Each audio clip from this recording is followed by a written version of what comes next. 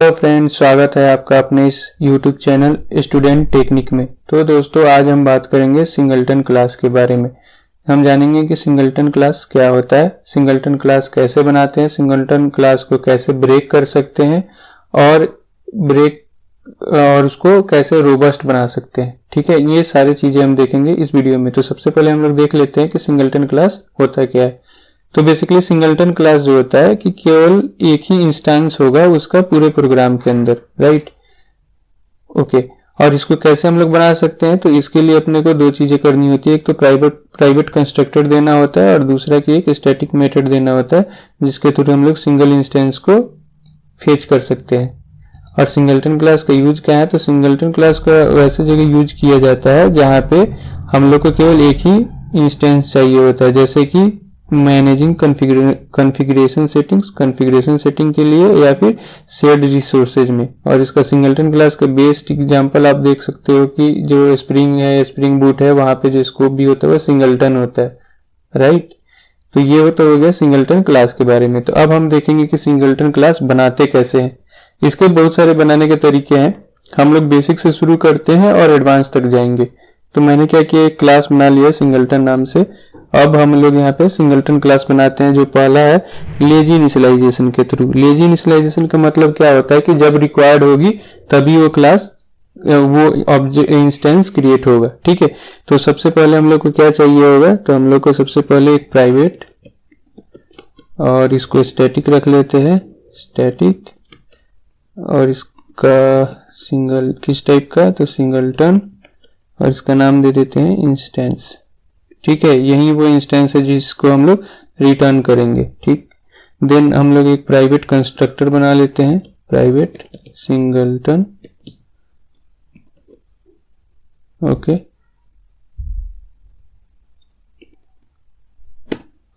Then हम लोग एक स्टैटिक मेथड बनाएंगे, पब्लिक। ये पब्लिक टाइप होगा क्योंकि इसी से हम लोग फेच करेंगे। स्टैटिक सिंगलटन गेट इंस्टेंस नाम से एक मेथड बना लेते हैं। ठीक है,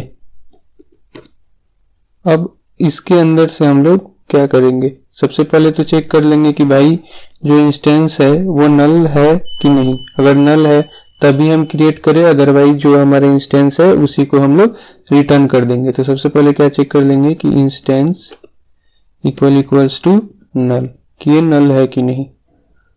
तो सपोज ये नल है, तब उस केस में हम क्या करेंगे, instance equals to new singleton. इस टाइम पे हम लोग एक ऑब्जेक्ट क्रिएट कर देंगे।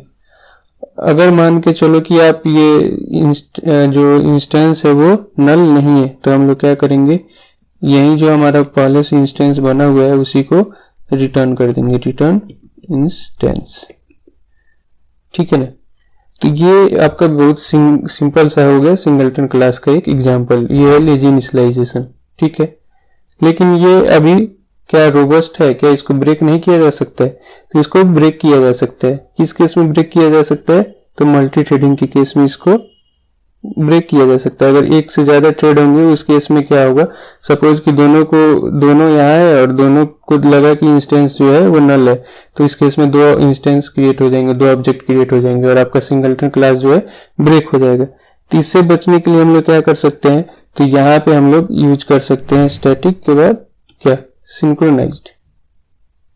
यहाँ पे हम लोग यूज करेंगे सिंक्रोनाइज। ठीक है, अब ये क्या हो जाएगा, थ्रेड से भी हो जाएगा। लेकिन क्या अभी भी ये रोबस्ट है, और क्या ये रोबस्ट के साथ साथ परफॉर्मेंस वाइज भी सही है? नहीं। इस केस में ये, क्योंकि आपको पता ही है कि जब भी हम मेथड लेवल पे सिंक्रोनाइज्ड यूज करते हैं देन परफॉर्मेंस काफी डिक्रीज हो जाती है। तो इसको और रोबस्ट बनाने और इसको और क्या बोलते हैं, रोबस्ट के साथ साथ इसको इफिशिएंट बनाने के लिए हम लोग यूज करेंगे सिंक्रोनाइज्ड ब्लॉक का। ठीक है, हम लोग यूज करेंगे सिंक्रोनाइज्ड ब्लॉक और साथ में डबल लॉक यूज करेंगे। ठीक है, तो इसके लिए यहाँ से सिंक्रोनाइज्ड हम हटा देते हैं और यहाँ पे एक वोलेटाइल यूज कर लेते हैं। आपको पता ही है वोलेटाइल कीवर्ड के यूज करते हैं, वोलेटाइल इसलिए यूज करते हैं कि मल्टी थ्रेडेड इन्वायरमेंट में हमको हमेशा लेटेस्ट वैल्यू मिले, ठीक है, चाहे वो कितने भी थ्रेड उस पर साइमल्टेनियसली काम कर रहे हो, अपने को हर बार क्या मिले, हर बार आपको जो एग्जैक्ट वैल्यू है वही मिले। तो इसके लिए हम लोग वोलेटाइल कीवर्ड का यूज करते हैं, ठीक है। अब हम लोग को एक यहाँ तो चेक लगा ही रहते हैं, अब डबल चेक करेंगे। एक if instance equals to null, okay, then हम लोग क्या करेंगे, यहाँ पे लिखेंगे सिंक्रोनाइज्ड ब्लॉक, सिंक्रोनाइज्ड,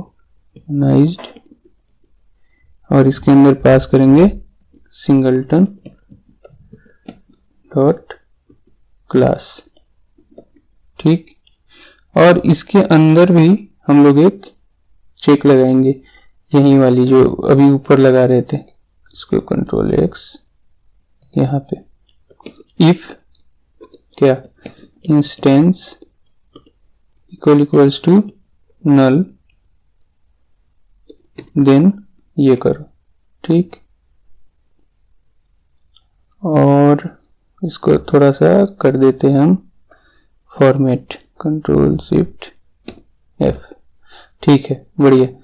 तो इसी को बोलते हैं डबल लॉक, ठीक है ना। अगर अब इंटरव्यूअर पूछेगा कि भाई डबल लॉक क्यों लगाए, तो सबसे पहले देखो, सबसे इफिशिएंट ऐसे ही बन गया। पहला चीज कि अगर मान के चलो एक से ज्यादा थ्रेड आए, पहले ही उसने चेक किया कि इंस्टेंस इक्वल्स टू नल है कि नहीं, मान के चलो पहली बार आया है और इंस्टेंस अभी नल है, तब वो अंदर गया और सिंक्रोनाइज्ड है, तो यानी ये वाला ऑप्शन अपने पास खुला है, ये और नीचे वाला ऑप्शन, केवल ये वाला इलाका ही क्लोज्ड है। तो सपोज फर्स्ट थ्रेड है और फर्स्ट थ्रेड ने आया, देखा कि नहीं ये नहीं है, तो उसने लॉक लिया एंड देन उसने चेक किया वापस से, लॉक लेने के बाद भी कि क्या मैंने जब तक ये लॉक लिया उस बीच में किसी और थ्रेड ने तो इसको इनिशियलाइज नहीं किया है, तो अगर नहीं किया है तो वापस से क्या होगा, ये एक नया ऑब्जेक्ट क्रिएट कर देगा, ठीक है।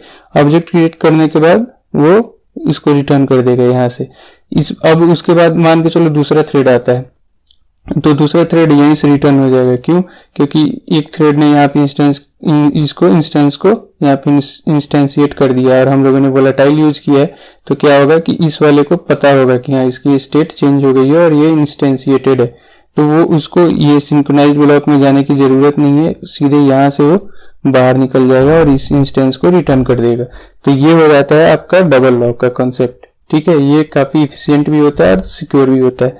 तो हम लोगों ने मल्टी थ्रेड से तो इसको सेफ बना लिया, लेकिन क्या ये अभी भी सेफ है, तो नहीं, इसको अभी भी ब्रेक कर सकते हैं। इसको कैसे ब्रेक कर सकते हैं, तो हम लोग सीरियलाइजेशन के थ्रू इसको जो है ब्रेक कर सकते हैं, ठीक है। तो अब इसको हम लोग क्या करते हैं, सीरियलाइजेशन से थ्रेड बनाते हैं सेफ। तो सीरियलाइजेशन से सेफ बनाने के लिए हम लोग को क्या करना होगा, तो सीरियलाइजेशन से सेफ बनाने के लिए हम लोग को एक रीड रिजॉल्व मेथड होता है, तो उसका यूज करते हैं, प्रोटेक्टेड ऑब्जेक्ट रीड रिजॉल्व, ठीक है। और इसके अंदर हम लोग क्या रिटर्न करा देंगे, रिटर्न गेट इंस्टेंस, इस मेथड को ही कॉल कर देंगे, ठीक है ना। तो यानी जब भी डीसीरियलाइजेशन होगा उस केस पे हमारा जो अपना सिंगलटन क्लास का जो इंस्टेंस वाला है यही कॉल होगा, ठीक है ना। तो इस तरह से हम लोग जो है इसको सीरियलाइजेशन से भी रिलेटेड जो भी इशू था उसको भी हम लोगों ने कर दिया फिक्स, ठीक। लेकिन क्या अभी भी ये थ्रेड सेफ हो गया, ये सीरियलाइजेशन के रिलेटेड इशू से भी सेफ हो गया क्या, लेकिन अभी भी ये ब्रेक हो सकता है, तो बिल्कुल ब्रेक हो सकता है। कैसे ब्रेक होगा, तो इसको हम लोग ब्रेक कर सकते हैं किसके थ्रू, रिफ्लेक्शन के थ्रू, राइट।